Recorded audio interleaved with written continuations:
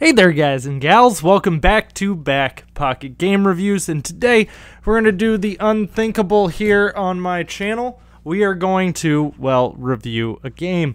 So, Metro Exodus is a game that I was extremely excited for. A lot of you probably remember me actually talking about it shortly after E3. It was originally shown off. Metro is a series that I've actually been a pretty big fan of, and if you're not familiar with the Metro series, it is based off of a series of books. Those books take place in Russia, and it's in the, well, Russian Metro system.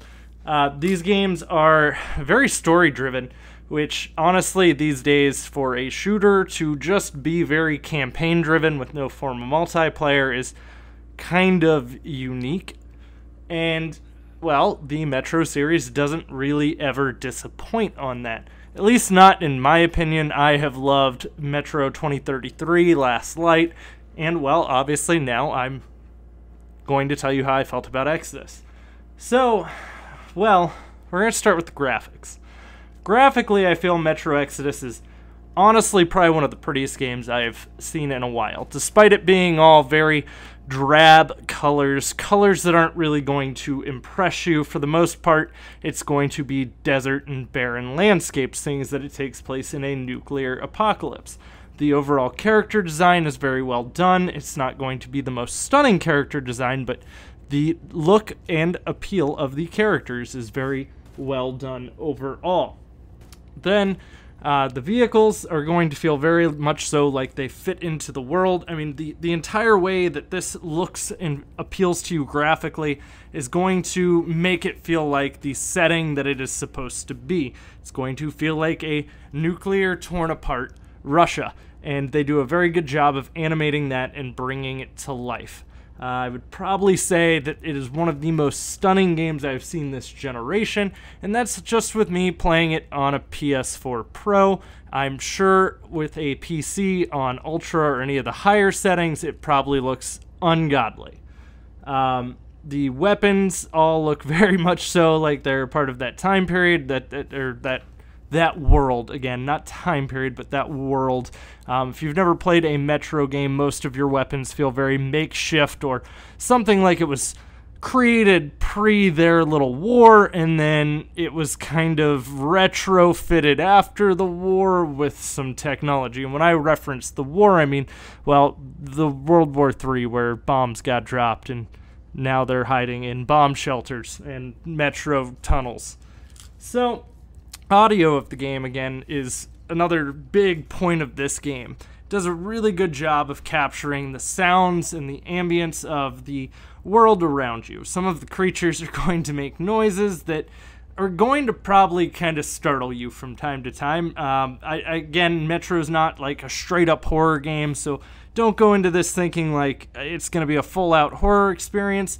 And, well, with this one, it does a lot to kind of change that. So with the first game, it stayed more along survival horror. The second game was more of an action game. And then the third game, Metro Exodus, kind of does both and splits these areas up. So it's going to kind of be different from time to time for what type of game you're going to feel like you're playing. And they do a very good job of splitting that up. They use the train, because you're riding on a train this time around. I don't want to give you any kind of like spoilers or anything, which we're going to avoid anything that would spoil that. And this train is kind of used to break up segments and different landscapes and different seasons and different environments. And it does a good job keeping things feeling fresh and new, but without kind of abruptly changing things in a way that makes it feel like it wouldn't work. Like, oh, all of a sudden it's summer now. You were in winter, but now it's summer. They do a very good job of that, and they do it to kind of keep the story moving along as well. Now, the gameplay as a whole is very much so similar to the last Metro games. If you've played one, the controls, everything from the missions are going to feel, for the most part, remotely similar, except for this time your missions take place in an open world, and that whole open world concept is a very, very new concept to Metro. Again, as I said, it's split up by train, so you are in these like pockets of open world. There's also going to be a new feature in this one as well, where you're going to have kind of like these character missions. Think almost like Mass Effect 2, where it's like the loyalty missions, and it is going to kind of tie over to how this game comes out for you. There are going to be different outcomes in this game, so when you get to the end, based upon how you decided to play this game, you will possibly get one of two different endings. There are different pieces throughout the story that will play out differently too, based upon the choices that you make, the character loyalty missions that you complete. So if you are going into this, don't really kind of toss those out, because I know a lot of people like to just kind of forget about character loyalty missions and never like to touch them.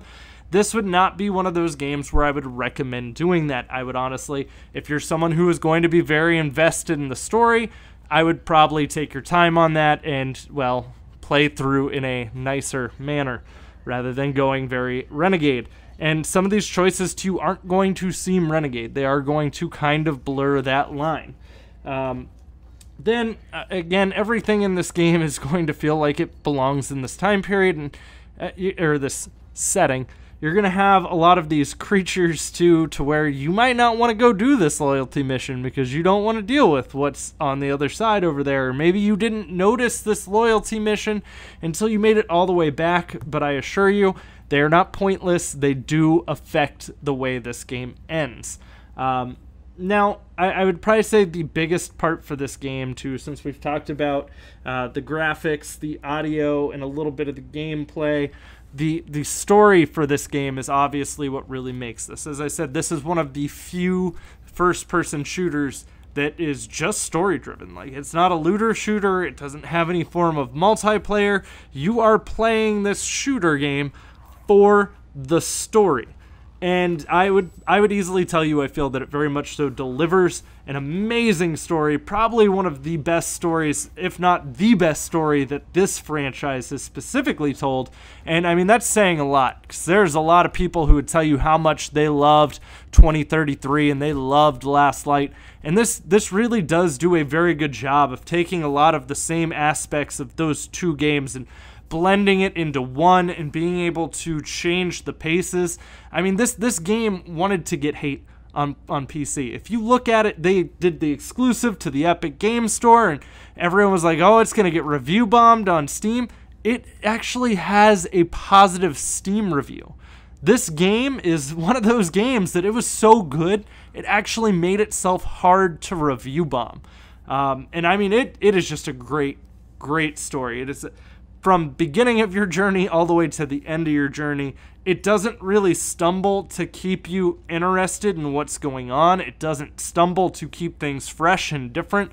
As I said, you're going through all these different environments, through different seasons, through different things.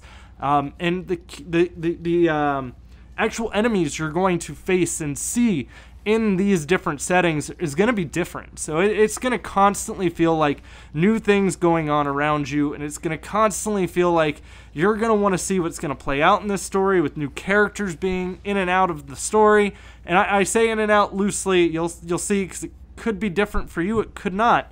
It all kind of is based around how you decide to play and what kind of commitment you're willing to give over to this story, and how hard you're willing to try to get the ending that you specifically would like. I will tell you this, that good ending is a pretty tricky one to fully get. So, but guys, I would love to hear if you guys picked this up, if you have picked up any of the Metro games. Obviously, I would strongly recommend playing the first two before this. I wouldn't say it's the most necessary game to have played the prequels to. They're not really prequels. They would actually just be their predecessors, but it is the games before them. I would strongly suggest playing 2033 and Last Light. It's really going to fill you in on a lot of what's going on. A lot of these characters won't feel very foreign to you at that point. The books are also very good. They don't really tie necessarily 100% into the game. They take their liberties on both sides. But I am curious to where you guys sit. And obviously, if you haven't played the first two, you can pick those up on sale pretty much on any platform, anytime they run a sale. I believe this last holiday, the Metro Redux collection, which is both of the first games, was on sale for like $7.99 during the holiday. So I am kind of curious to where you guys sit with it, and what were your thoughts on Exodus. Please try not to leave any spoilers in the comments. As you all know, I'm pretty active down there, so if you do spoil it, don't be shocked if your comment gets deleted. And also, guys, if you're new here, don't forget to drop a thumbs up if you enjoyed the video, and you can click that subscribe button. And if you'd like to follow me anywhere else, links are, as always, in the description box down below. And I will see you all soon with plenty more content coming for you.